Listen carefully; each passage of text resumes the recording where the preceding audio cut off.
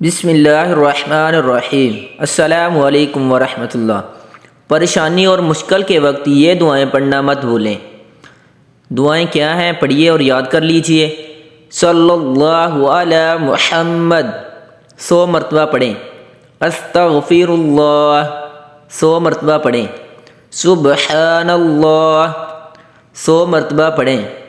الحمدللہ اسے بھی 100 مرتبہ پڑھیں۔ اللہ اکبر اسے بھی 100 مرتبہ پڑھیں۔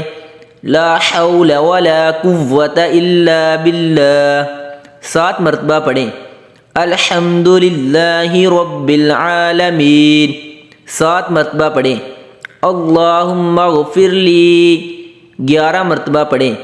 اللہم ارحمنی 11 مرتبہ پڑھیں۔